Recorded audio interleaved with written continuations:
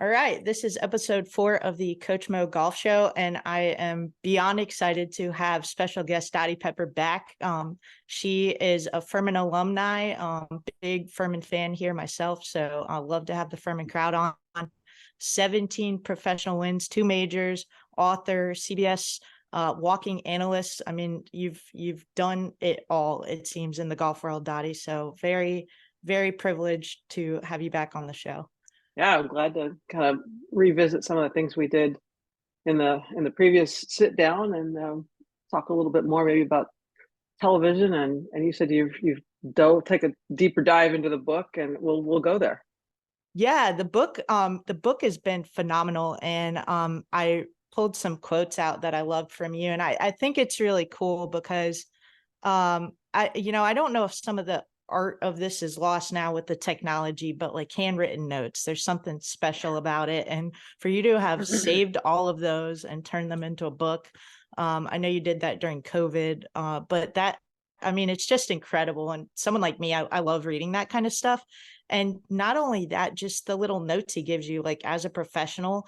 I was reading through those, and the way he communicates it so simply, because that's hard, like now everybody relies so much on technology and video, but to kind of share golf knowledge, hundreds of miles away through a letter, Right. for you to understand that and not get complicated by it is was really impressive. So, Well, it really was in many ways hundreds of miles away because when I went to Furman, I was 900 miles from home oh my gosh. and still had to maintain that connection with my teacher, even though we had Mick as our coach and Willie Miller recruited me to go there.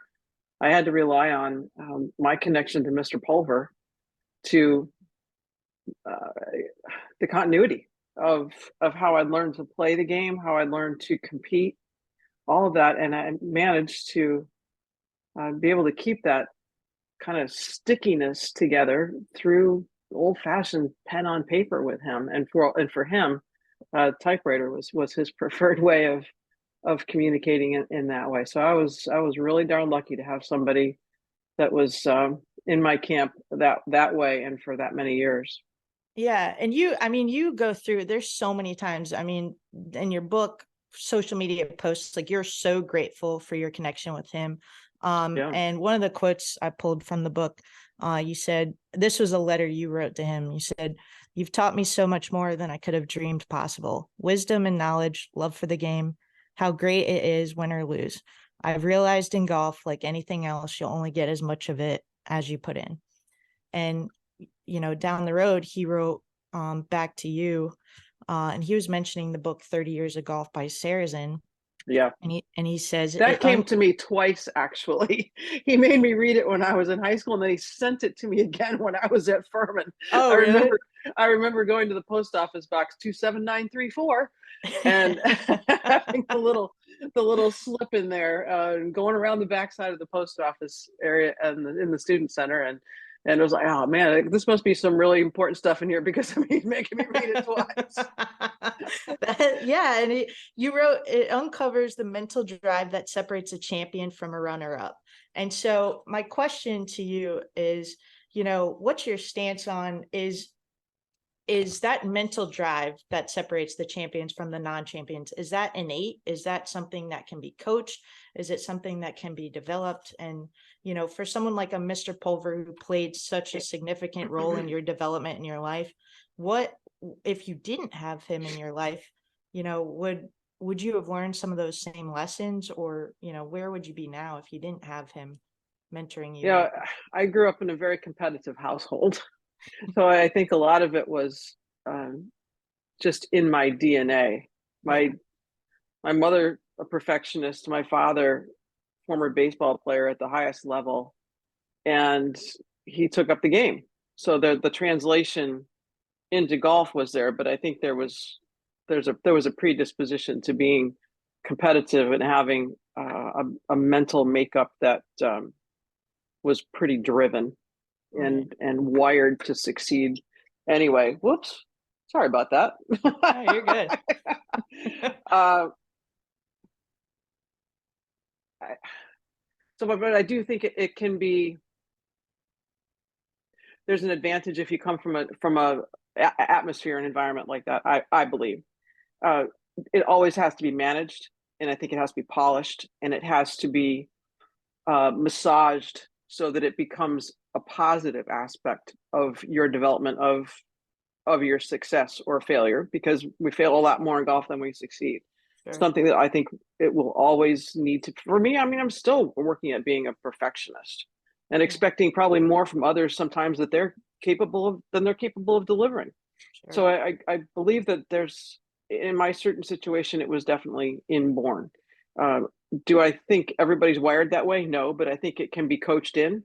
I think Sure. it can be a learned skill.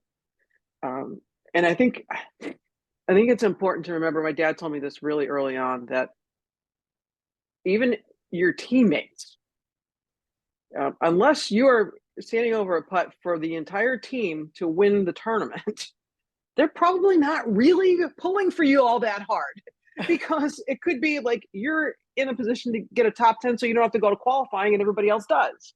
So there are always other circumstances behind the competition. And Sure. everybody, unless, like, example, what do they do when they go through the safety check on the airplane? They tell you if there is a loss of cabin pressure to put your own mask on so that you Oh can yeah. then help others. And I think that's what a lot of competition is. Put your mask on so that you can help others and help your teammates and move on. But you've got to be able to go in your own way first in order Right. to be effective on a bigger level. That's so important. That self-awareness is key. And Yeah. like you said, I heard you say you had to manage it sometimes. And I know, Yeah. as a kid, you were known as being a fiery player. Mick probably could tell you the story when I broke a putter over my neck at qualifying in I college. didn't Like, know that. so I was fiery too. And it is, as I've gotten more mature, I'm able to manage it. But at the same time, like for those players and yourself, like how do you manage that competitive drive so it works for you and not against you? To me, it had to be released and then put back in the bottle. And put back in a manageable space. I remember Paige Dunlap, who played at Florida in my era, and Paige was super fiery too. And she would literally turn her back. I wasn't I wasn't quite this bad, but she would have to turn her back to the target or to whatever had just happened. Take her towel and put it over her mouth and scream as loud as she possibly could, and then Oh it was wow. gone. Yeah. Um, if I had to find a way to release it, and for me, I was talking to the golf ball all day long, but I couldn't be still water. I Right. had to roll with it, and I had to maybe be.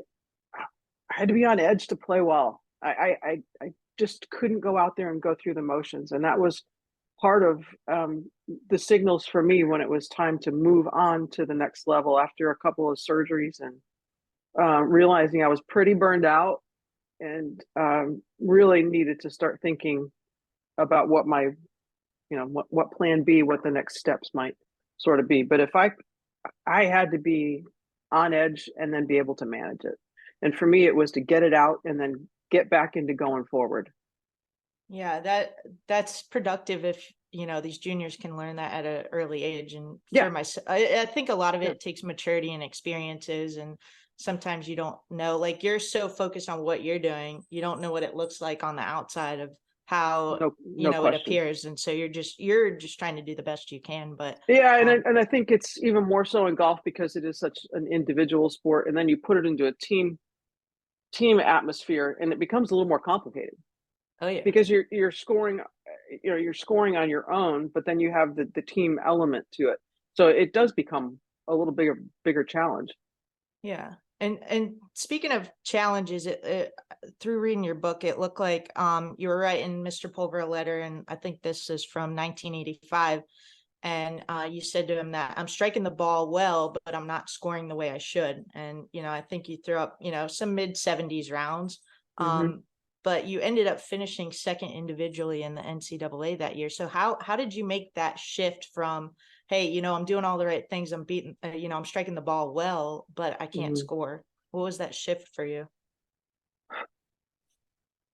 The shift for me was just to, because I four putted the last hole. I mean, I had to make, I had to hole out, in order to tie for the individual title. And I ended up hitting it above the hole and being too aggressive, and I ended up four putting in it, and it cost me, you know,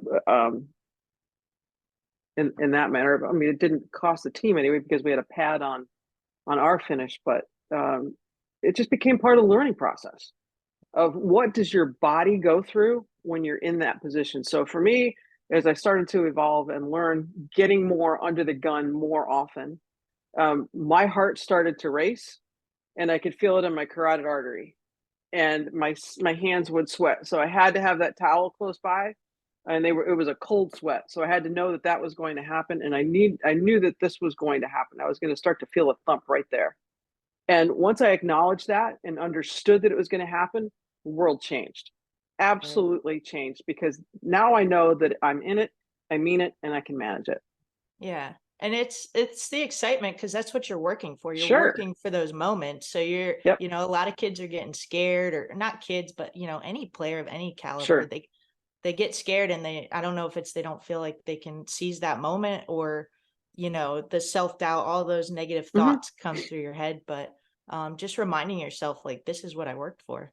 Yeah. And I think part of that management for me was that I needed to manage my time prior to the round beginning, because when it was at its most heated, and I specifically remember that NCAA championship, I was in the bathroom getting sick before the first shot was hit, Wow. and it happened every day of the first match of the Solheim Cup for all 6 times I played. I had to make sure I padded in time because I knew I was going to get sick, and that was good. Wow. I put my time in, and it wasn't that I deserved to play well; it was that I was prepared to play well. Right. So I And think that's the mindset that's a shift to it, and I think where we get a lot of, I guess, friction today, because you got kids think they've put in what they think is the right time, the right balance of time, and they deserve to play well. And if we can somehow lose that word from our vocabulary, I right. think we all get better, because we're just put in a position to do what we've trained and prepared to do, rather than going out there with this chip on our shoulder about deserving. I've got Right. an opportunity, and now I'm going to go take advantage of it. I Right. don't deserve to play well, Sure. but I have an opportunity that I'm prepared for. And that's a completely different mindset. No, and I agree with you. And I think that when they work hard, maybe it's an hour or two, they think they had a really good hard day, but they don't really Yeah. know the amount it takes. Now, for you with your golf, and then now even with your broadcasting, I Mm-hmm. don't think people understand how much preparation that you put into behind the Yeah. scenes. You know, Dawn Woodard, she played at Furman too, and we Sure. we were talking about you before the show, and she's like, I just don't think people give Dottie enough credit for what she does behind the scenes in her research, because, you know, for her to know and say all those things, she's studying and studying and studying. And all they see is, when you're on TV, they don't see all the work you put in Right.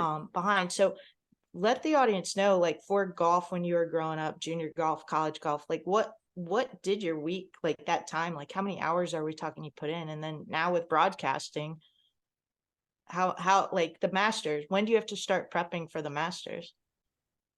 The Monday after the previous year's Masters. I mean, Yeah. because I take the files and the summaries, and they start going into next year's file.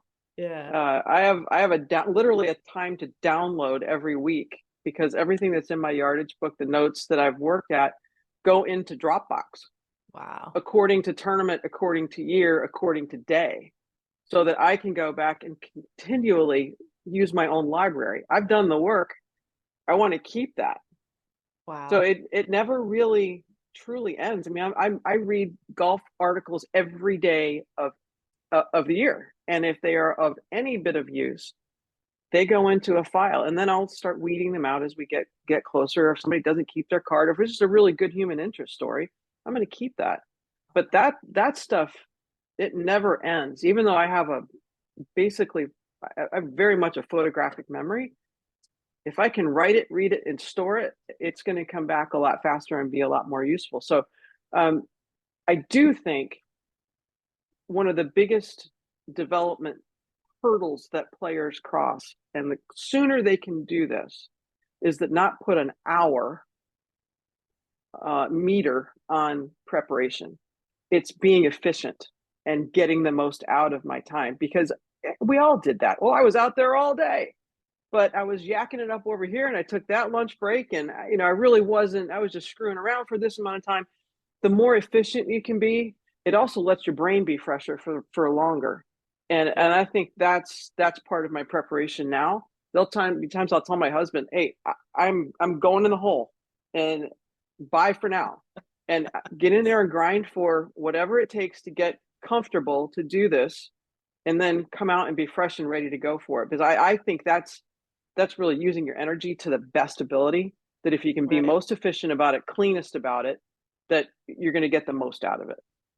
Jeez. Wow. So Yeah. what you're So saying I is, mean, if you want to put the hour meter on it, so if we're on the show on the air for 3 hours, I've probably put 6 hours worth of work into it.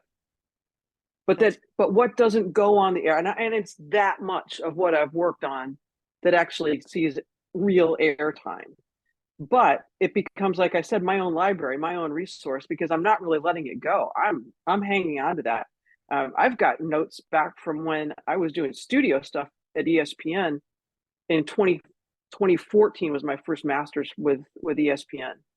So I wow. have all of those notes, all of those specific things on holes that I've taken out of books, that I've made my own files out of. Sticky notes that are in my yardage book. I can go back and tell you what Dustin Johnson hit in 2020 into the, what the yardage was into 18 in the 18th hole. There, and it just becomes, you're chronicling your own journey, but other people's journeys, and being able to tie it all together. That's impressive. So what you're saying is you're not prepared at all. You like to wing it a lot. Yeah, right. Exactly. Jeez. I Right. I mean, love surprises. that's Yeah. that's I mean, I like to be organized, but that's a whole nother level. That's amazing though. But like you said, then you can retrieve it. It's easy. You're returning to the same courses a lot, so why wouldn't you? Exactly. Exactly. So the heartbeat of the week changes if you bring to a brand new golf course, or if it's some Right. place that you've been. So you're not going out on a total semi-blind excursion to learn the golf Right. course. You're going in to see what changes have been made. And it's sort of like, remember when I worked with Ken Revisa and was at Furman. Ken did a lot of gymnastics and swimming at, where was he? Cal State Fullerton. And Ken came to Furman and did some stuff in the HPE department for a couple of days, and we had him at golf specifically. And he talked about the preparation into a shot or anything. So this is one of those things that translates not just specifically to a golf shot, but anywhere in preparation, is that you kind of click, click, click, click in and go.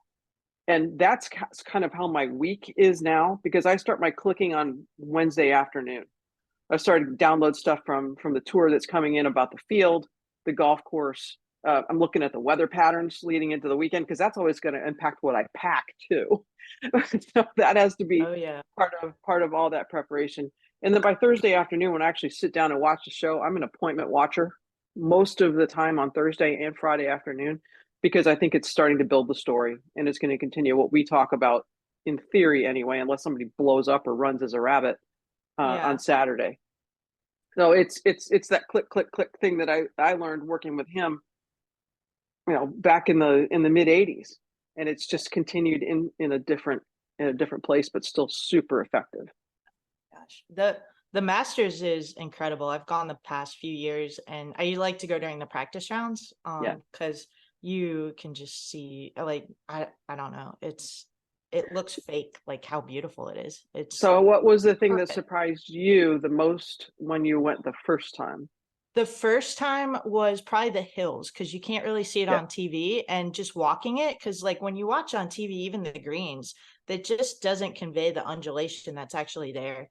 Right. And sometimes watching as a spectator on TV, like you'll see somebody's ball like roll off, and you're like, why do you do that? Why do you hit it there? And then when you actually get there, you're like, okay, like you had 4 feet by 4 feet to land it in this one Right. little square where the ball's gone. And so I think the challenge of it is not as evident on TV. Yeah. The beauty and the pristine, it's just, I mean, it just, you leave feeling differently. Like before Masters, post Masters, like your perspective on golf, I mean, for me, it just shifted completely. So Yeah. that is one of my favorite Mondays and Tuesdays every year. It's awesome. I think drones have definitely helped give people, I think, a better idea. And this was one of those silver linings of COVID, because we were able to put drones in the air there Yeah. because there weren't patrons.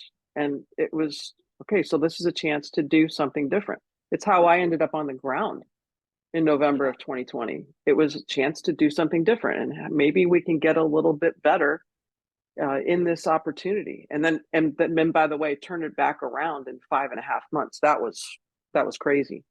But um, the drones have definitely helped give a different perspective to understanding just how hilly that particular golf course is. And I think it's also helped at places like Muirfield Village that Yeah. are very hilly, and people finally understand what just a physical feat it is to put feet on the ground there for all of those days.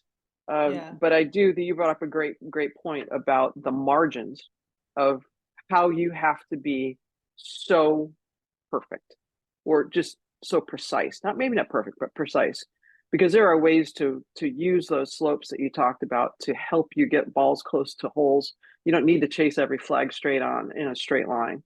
You can use the ground game to get the ball close to the hole, but the margin to miss, it's wicked. Yeah. When you miss there, it's just okay. Somebody put my handcuffs on, because I don't really Yeah. have much from here. It's so crazy. And talk about, like you just mentioned it there, 2020, you became the first walking reporter at the Masters. Tell us about that and how does that feel to become the first walking reporter? Because I had to go to the gym to do two-a-days from the beginning of October. I read an article you had to go to Pilates twice a day, Oh right? yeah, twice. So I was going twice a week. That became four, and it was on the bike afternoon after all of that, and so it was 6 days on the bike. Double up the Yeah. Pilates sessions. But I was ready to go, because they're like, the golf course is the hardest walk of the year, most difficult. And just putting a number on it, from the top of the first green, which is the highest spot on the golf course, down to the lowest, which is around the 12th green, and the turn coming out up around the tributary of Rays Creek. It's almost 14 stories. Oh my And gosh. you're on a kind of a terrace up in some situations, and then there are other times you're straight up or straight down. You're straight up at 18, you're straight down at 10, straight down at 11, and then you've got this terracing going on at 14 and 17. So you're always a little off kilter there, and I think that's what adds that difficulty to that margin that you talked about. But I knew it was going to be a physical test, and then we really had to figure out a way, with no patrons there at all, how could I stay out of the shot? So Right. went with director Steve Milton, and we literally went from first tee to 18th green, figuring out, but knowing he knows where the camera operator positions are. How do I best be able to call the shot, get the information from my spotter, because it's not just me on the ground, it's my spotter as well. How do I get the information we need, him be in a position to get the clubs from the caddies, relay that information to me, and then get it on the air in the normal amount of time. So it was it was a lot of detailed preparation, and Right. continue to try to refine it, because got more camera positions, and the shows keep getting bigger, and there are more people involved. Right. And it's still, and in some ways it's become harder to just stay out of the way. Jeez. Wasn't It's didn't you stop Tiger in his tracks because he saw you and he was like, "What are you doing here?" Yes, because Augusta, even in the practice rounds there, it's so much quieter inside the ropes, because they're just not, they don't allow the people inside the ropes that they normally do at other tournaments. I was never allowed to walk inside the ropes in my preparation for being on the broadcast. Oh my I gosh. could go hit some putts on those greens in the morning if the time worked out that groups hadn't come through that area, but I couldn't just go get inside the golf course and Right. really put my feet on the ground the way I could. So, you go back, flash forward to the first round in 2020, and he's played all of these rounds. All these players have played all these rounds at Augusta, and announcers are in are in towers above the holes on the second nine. And he was like, wait, what are you doing here? And I simply said, it's so 2020, isn't it? And we just laughed because Yeah. it was one of those things where it was one of those 2020 things. Yeah, 2020 was pretty crazy. Yeah. But I think it's just cool your journey from, at Furman, the small little private school, playing golf, and then, working your way to become, an amazing LPGA tour player, 6 times on Solheim Cup, and then, now you're on TV analyzing, professional golf. You've written a book. How, one of the students asked a question, how did that transition happen for you from golf to broadcasting? I had a couple of backup plans when I turned pro and went to the qualifying school with the Shanks. one of them, and I remember leaving my senior year with my mother. We were driving back home, and we were, when you're going on 85 and you're going past GSP, planes are taking off after you. And I said, Mom, I'm giving myself 2 years. If I don't get through Q school and have any success, I'm going to be flying that plane. So that was plan B, backup one. Plan B, backup two was I would have been really happy to be in local sports somewhere. Yeah. I would have been very happy to do that. And some of my best friends are in local sports in smaller markets. And I have so much respect for what they do, covering high school and local sports. And um, I would have, that was my second, was just try to be in sports broadcasting somewhere. Unfortunately, I had people that advocated pretty hard for me, pushed me when I needed a push, uh, made a few phone calls, twisted a few arms when the opportunity was there, and they were, quite frankly, Judy Rankin was right at the top of that list, and a statistician at NBC Sports by the name of John Goldstein. And if it hadn't been for those two advocating for me, my life probably would look very different right now. Wow. Yeah, That's, to have people in your corner to help you out. yeah, I mean, I feel like everybody needs that. And I think yeah. that's the cool. Go ahead. Judy was a mentor to me the way Mr. Pulver was, and I hope that the kids that have come up uh, under not under me, but following behind with big dreams, like kind of like I had, whether it was on the golf course or in broadcasting, or even if it's in history, if it's in architecture, whatever it is, that they can rely on me the way I relied on them, and try to just, I had to push one out of the nest. It's time for you to go. Yeah. You've got more skill sets here than you came in with. It's time for you to be pushed and have a little sandpaper and be a little uncomfortable, because that's going to make you better. And that was the case for me too. I was pushed into doing, the natural thing would have been for me to sit in the tower on women's golf, and I did do that for a while. But I was pushed to be on the ground with men's golf, because my first producer at NBC Sports, Tommy Roy, to this day doesn't believe a microphone knows the difference between a male and a female, and nor does a golf ball. Neither is a golf ball. So if you've paid your dues and you talk about golf as if you've known it, as you've screwed it up, as you've done well, people will respect that. And if you do your homework, that's the final deal. Do some of the other female broadcasters like Morgan Pressel reach out to you for help? And I just saw Jessica Corda. They threw a mic with her. I know she's pregnant, walking around at the tour Yeah, championship. I think every opportunity to reach out to other people, to just ask questions, because you never know when that might come good for you. I still ask questions. I'll ask questions of Jim Nance. I'm Roger Maltby, Jimmy Roberts. We still just continue to have an open dialogue. Things about that we like about golf, golf on television. Things that we don't. Things that people do that, wow, I wish I could be better about that. The best guy to run stuff by, Vern Lundquist. I mean, and he just starts telling stories about how his journey has been, and you can't help but get better. Yeah. Is there a tournament or event that you haven't broadcasted yet for that you would love to? I don't know that I want to now, but I never. So the two majors I won, I never worked that tournament in television. Isn't that wild? Yeah. Yeah. Huh. So I never, that's the only major. I've done the women's British. I've done all the other major championships on both sides, except for the old Dyna, now Chevron. If they came beating on your door asking you to broadcast, would you? It wouldn't work out time wise because of the CBS schedule now, but Uh, that would be the one the missing. It would be more than checking the box, but yeah. that's the one I am missing. So out of the nine, yeah. As determined as you are and successful, I have no doubt at some point you'll be announcing that. I don't know. Yeah, maybe the golf world changes and it becomes a CBS property. Who knows? Yeah, I mean, you there's just never there's so know. much influx in the world of golf and sports television. Who the heck knows what it's going to look like in 2 years, 4 years, 10 years? Who Yeah, knows? that it is crazy. Shifting gears a little, I'm going to the LPGA Tour Championship this weekend in Naples, and Yes.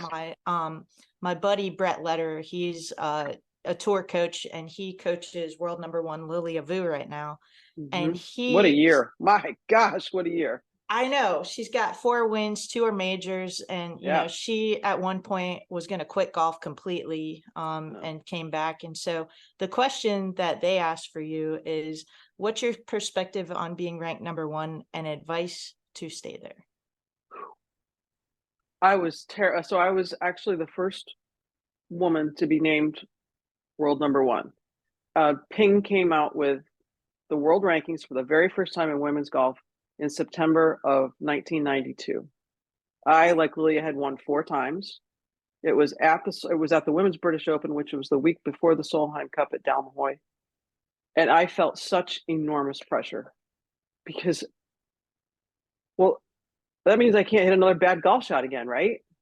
I'm Right. the best in the world, and I felt that too a little bit after I won my first LPGA tournament. I thought, well, I'm never going to hit another bad shot again, or I'll never be able to win if I'm hitting some bad golf shots. Well, I hit horrible golf shots in lots of wins, and I think that was something that I needed to get a hold of very quickly. But it was also, and I think David Duval went through this a little bit when he ascended to world number one after winning the Open Championship at Lytham. He was on a plane going back to play in one of those ABC Sports special tapings on a Monday night. It was primetime golf, and he was on a plane, private plane. They took private plane back from the UK to LA. They were playing in Palm Springs, and Judy Rankin was on that plane with him, and she sat there and listened to him. It's raw. It's just after he's won the Open Championship. He's going to be the next morning. By the time they land in LA, he's going to be the number one player in the world. And he looked at her and he said, "Is that all there is? Oh, I did all that for how I feel right now." So I wow. think it's really important to find your own perspective, because you have, for many people, I want to be the best player in the world. I wanted to be the best player in the world. And then you got there. Now what do I do? Is that all there is? Right. It would be like someone going to the number one spot on the music charts. It's what you always wanted to do. And you look around and you go, well, I'm here. It doesn't really feel that different, other than I feel a lot of pressure Right. to do it again or keep up to it. So I think it's really important to have perspective, have outlets, not let that be your 100% identity. It's what I do. It's not who I am. And then Right. the sooner you can sort of come to grips with that, you're going to actually be able to enjoy where the summit has led to. Yeah. It's that, like, that's key right there. It's not getting so lost in it you forget who you are, and Yeah, you want to do it because you love it and you're passionate, and those goals drive you. But like you said, once you get there, what's next? So you have to have family, friends, other things going on in your life that are meaningful. balance. Yeah, Yeah. That's balance is huge. Yeah, I struggle with that still to this day. It's so hard. I think we all do, and I think it takes you a while to kind of learn when you need to breathe. When you're starting to feel like everything's running too fast, or I can't do all that. To spread out a schedule, to make that quiet time in the morning, wherever you need that quiet time, and however that quiet time evolves every day, you've got to have that time to connect with something bigger. And it makes it makes you and everybody around you better. Yeah, it's true. Planning for that. Do you prepare your weeks like, not a work week, a travel week for Mm, announcing. Do you prepare your off weeks like you do your kind of on weeks? I do. Um, if not Sunday evening, Monday morning, I print my calendar, and it's color coded. My husband's very busy as well, so it's Yeah. important that he's color coded yellow in my calendar. My personal stuff is coded blue. If it's stuff that has to do with the house maintenance, things that just have to happen, if that's coded green. Rupert's coded orange, our dog. So and work is purple. Firm and Right. purple is Boom. work. So I can see when things are getting too dense, or when I have a big opportunity to breathe, or I can shift things.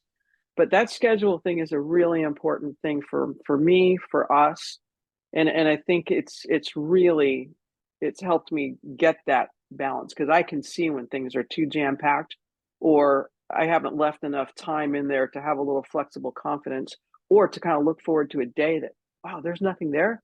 Can I protect that whole day? Can I protect that whole morning? Yeah, it's when I have those days and nothing's there, I'm like, Yeah, what? I feel like I should be doing something. Like I need to be yeah, productive. It feels, but then you need right. those days. And I think You, part of why I didn't feel good this week is because I'd been going too hard too long, and your yeah, body eventually shuts you down if you don't do it it yourself. it does.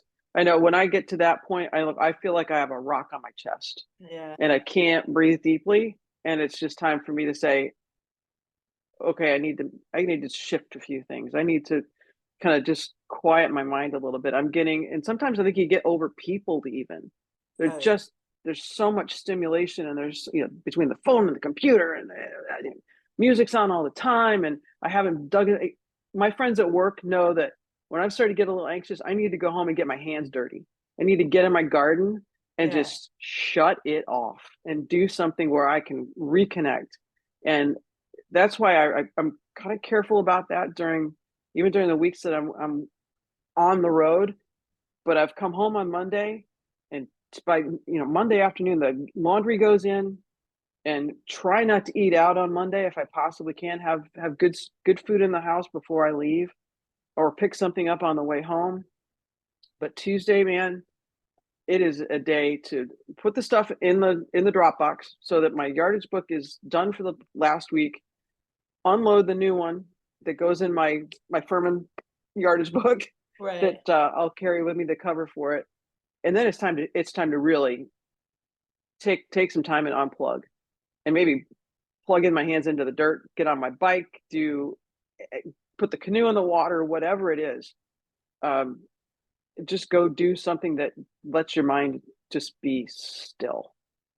Yeah. Oh yeah. Do you like in your off time, do you play golf anymore at all? Or is it because I know for sometimes like with really high level athletes, when they're so used to playing at such a high level, it's hard to just play like a casual round of golf or go out. Like is That's that me. yeah. That is Okay. definitely me. And I think Trevor Immelman is he's having that struggle right now too. I did a speaking engagement at a social club in Gloversville, New York, a few days ago, and that question inevitably always pops up. We were talking about the book, and I did this little thing about a week in television making. The Symphony from Chaos was the title of the piece. And a lady raised her hand, and she asked me, she said, so do you play golf anymore? And I said, no, I really don't. And she said, I get it. I said, so what did you do? She says, I was a lawyer. I said, you don't take cases on for fun, do you? She said, nope. That puts A, it it in hurts. perspective. B, it's a lot of work. Yeah. C, do I love to go out and chip and putt and screw around with it? Absolutely. But Yeah. I'm not gonna go. There's other things I really want to do with 4 hours too. Yeah, it's true. And Yeah, well, I don't know, at my age, my body shouldn't be the way it is, but kind of with some of my issues I've had and yeah, surgeries and whatnot, it doesn't move the same way. And so it's just No, not, mine either. I like to hit balls, Yeah. but when I go play, at some point somewhere during the round, I can't clear and get to my left side, and it just gets pretty frustrating. But Yes. yeah, I was kind of wondering that. I'm around it so much that I don't have the chance to miss it. Yeah. And now, if I wasn't around the game, that would be something completely different. But I'm Yes. around it, almost immersed in it Yeah. That a lot. makes a difference too, like being a coach and coaching. Like Sure. if I go play and anyone sees you at the course, they think you're working. So like you don't even have that peace of mind, that freedom. Hey, what do Right. you think of this? Can you look at that? Let's get a lesson or whatever. And so Yeah. you can't really escape it unless you completely go somewhere else. But Yeah. um I think there was just one other question sent in that I didn't hit on. And it was That was a what really good one though, about reaching the pinnacle. And then what do you do? yeah. What do you I how do you manage it? What's because you want to get there and enjoy it, but you don't want to be consumed by it. Yeah. Lilia seems like I'm excited to meet her in person, but she Yeah, seems like such a really nice, down to earth, humble agree. person. So, And I love the story. yeah. Absolutely love the story. Well, I'm sure Brett Yeah, said he'll be listening to the episode with her, good, so good. they'll definitely listen. Um the last question, what do you think helped you the most with your success? Was sent in by one of my students. Uh, a preparation. I think being prepared, whether it's for the good or the bad of it, because then you can handle whatever happens to come. If it's like showing up knowing the weather's going to be lousy and you didn't pack your rain suit, Yeah, your chances of success aren't very good. If you've gone to a golf tournament and you're trying to make late changes and making big equipment changes, on a Wednesday afternoon, you're going to tee it up Thursday. You're not yeah, prepared. You're right. not prepared for that to be a successful week. And I think I did my best, and I still do my best here, in the space that I am now. If my preparation is all done, all in order before the bell goes off, Yeah. and then you can do what you've trained to do. So that has been a huge part of being successful. And I think too, it's not getting too comfortable in it. You're only they talk about you're only as good as your last call. You're only as good Yeah. as your last show. And you don't want to turn in a lousy performance for someone who's just listening to you or watching you for the very first time. Right. There's a responsibility that you owe to your audience. You owe it to yourself. You owe it to your audience. You owe it to the people that have helped you get to this point, whatever that point might be, to always be prepared to succeed. Yeah, that reminds me of that quote from Kobe Bryant, where I think I, I I can't quote it exactly, but he was referencing like why he never missed a game and played through pain Yeah. and why he played through Oh, sickness is because he's yeah. like those fans, like that might be the first and only time they're coming to You see got it. me, and I want to make sure that I'm out there, they're supporting me, Yeah. so I want to be out there. But Yeah. this player who asked that question, she is actually a very prepared player, and almost to a fault. And tell me if this Hmm. relates to you at all, where if she gets put in a situation where she would need to adapt because she has a plan of how everything should look all the time, Hmm. that adaptation causes some struggle for her. So what's your advice? Did you have to deal with that yourself at all? And if so, what's your advice with having the game plan, but if things, you plan for a sunny day and it turns out it's raining, you gotta Yeah. shift your plan. Yep. I definitely and still continue to do that. And the two words that helped me most, and it's a phrase we use in this house, flexible confidence. Ooh, Because if you are prepared, then you can deal with whatever the other stuff is. yeah, And sometimes you just have to rely on your experience because I've been prepared before. right. I've done this before. And I know I have the skill sets. I have the faith in myself. Um, I've been I'm prepared to handle this. Yeah. And I think that's a big part of just kind of letting it flow. Give Nice. yourself the flexibility and the freedom and the privilege to just go do it. Now just go do it. Yeah. Flexible Judy confidence. talks about if she ever got in a position where she'd get real nervous or she didn't think she could handle it, she always said, just talk about what you know. Like, okay, talk about what we know. Right. And I've paid those dues. I've gotten myself prepared to do well based on I've been there. I've done it, and I can do it again. Yeah, people talk about, so how do you when it really counts the most, how did you hit that shot that you had to have? And it was always, I felt it in my hands before because I'd put the time in, Right. and I'd practiced it. I'd done it in practice, and if you've done it, there's no reason you can't do it again. There you go. That's all it is. And like you said, you got to trust your prep. You got to trust your Yeah, process, and then absolutely. you got to be thrilled at the opportunity. Yeah, yeah. That's a mind shift for a lot of people, but I think it's the shift that has to happen. It's the healthiest shift for sure. Oh yeah, yes, yeah. You can't just be a range rat and think you're gonna crush it in tournaments. No, and you also can't just think you can play your way out of something. You gotta work at the solid mechanics at the foundation, have put in the building blocks to then be able to go play great music in that situation. If you're talking about music, or go play great golf, or hit that shot at the top of the key when there's 0.2 of a second on the clock. I'm ready to do this. Oh yeah. The one last thing. Well, I like to end leaving with some advice for just the juniors as well as the parents. And you've done this before, and your advice might be the same, but you know. Well, I mean, juniors wise, I believe that you're always best if you don't put any ceilings on yourself. You don't put any limitations on, and if just keep banging away at it, and do it with joy. And it's okay that if it's not full of fun. That's not to say that hard work isn't fun, because sometimes I think people now don't think hard work is fun, and I think it's great because it lets you do what you're ready to do. You're just designed to do. Uh, but put the work in and have fun. But if it's not being fun for a while, it's okay to take a break. It's okay to go jump in the pool with your pals and go play some tennis or play pickleball, or do other things, so that you're aware when golf in this situation is pulling you back. You feel that I want to go back. I'm ready to hit balls till my hands bleed again, right. And I'm ready to really get in there and grind. And for parents, I just say, man, get them to the golf course on time and take your hands off the wheel. Because I see these helicopter lawnmower, whatever you want to call it, parents, and I just think that they're stealing some of the joy too. And if you played golf, you've given your kid a gift. Yeah. Don't try to do it through them again. Right. Just get them there.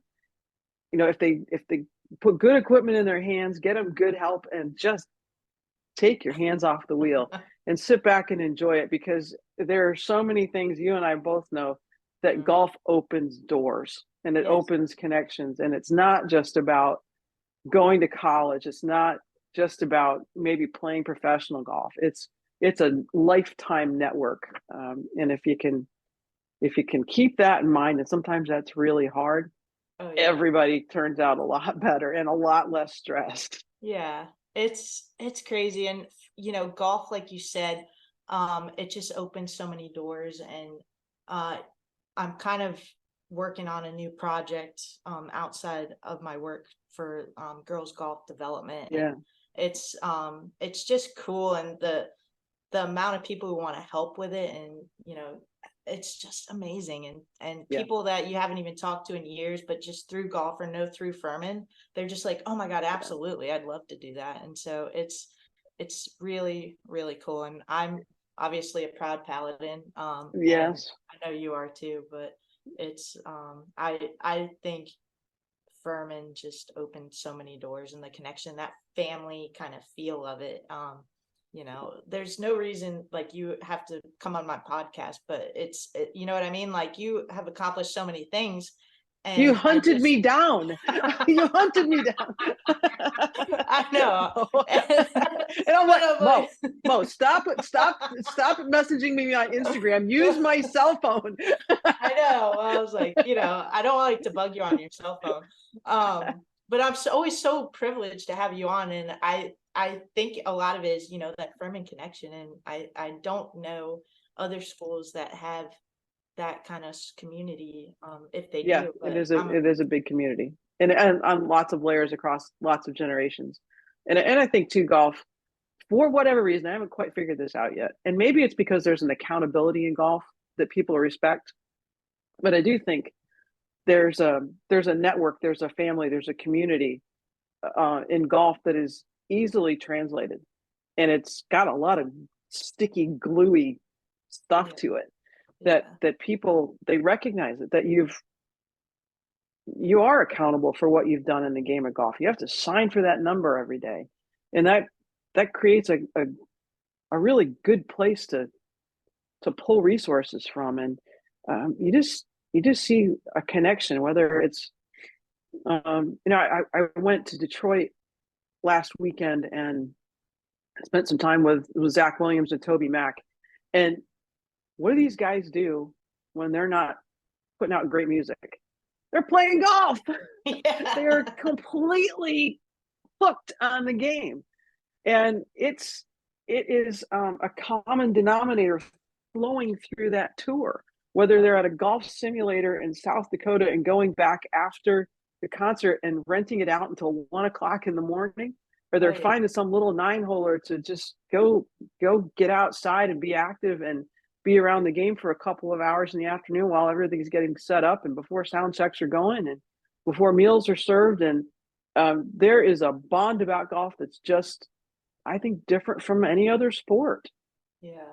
It's shifting gears. I mean, you're seeing all these places with like indoor simulators and bars, and you got your Yeah. Top Golf, and there's all these things emerging. And there's this company called Welcome to Golf, and it's about Mm-hmm. getting new golfers into, people who've said, hey, I'm interested in golf, but like I don't know how or what, How? Right. how, what, when, what to do. And that's kind of what Welcome Golf does. And they were saying like it's just shifted from on the course golf to like all of these other opportunities. And that's where it seems like the game is changing or getting more people interested in, instead of, not everyone has 5 hours to go play Right. 18 holes Right. anymore. But I'm still looking to have community. I mean, I think if COVID taught us anything, it was that we needed people around. Yeah. We needed to be connected to something. Um, and whether it's an indoor facility, if even if it's just these big putting courses, the short courses, Yeah. because like you mentioned, the time constraint, not everybody has the land to build an enormous facility. Nobody has the money to build an enormous facility, but you can still have golf in smaller ways. And we've now pushed that, like you said, the shift.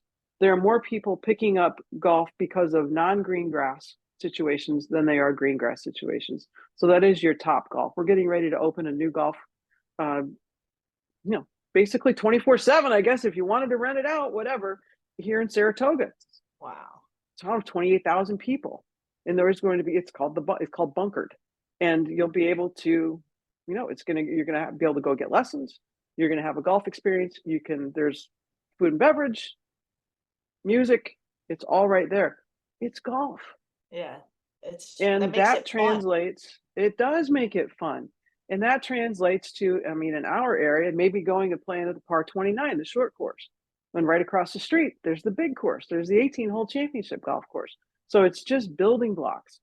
It's Yeah. sort of like, you get out of college and you get your first apartment and you've got 3 people living in that apartment. And then you get your own apartment. So you're Yeah. getting on the rungs of real estate. Well, we're expanding the rungs of golf. It's exciting to see what it's going to look like down the road. Because 10, 15 years ago, if you said this was going to be happening, I would have been like, you're crazy. I don't see that. Exactly.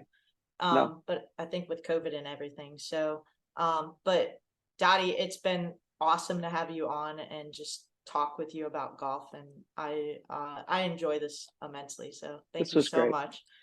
This is great. I like the week we can kind of bounce around all the little bubbles of golf. It's not just about competitive golf. It's, everybody's talking about the Live and the PGA Tour and all.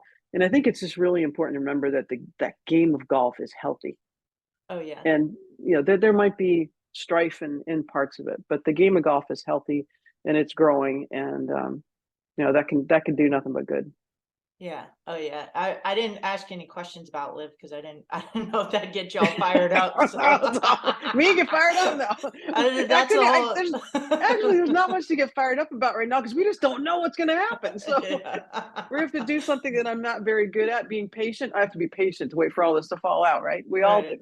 Yeah, it'll be interesting because the world rankings are not. I don't know. It's gonna be interesting. Sometimes you gotta play by the rules. Yeah. So, well, anything else, Dottie? Oh, we could talk for hours. No, So we'll save it for season 3.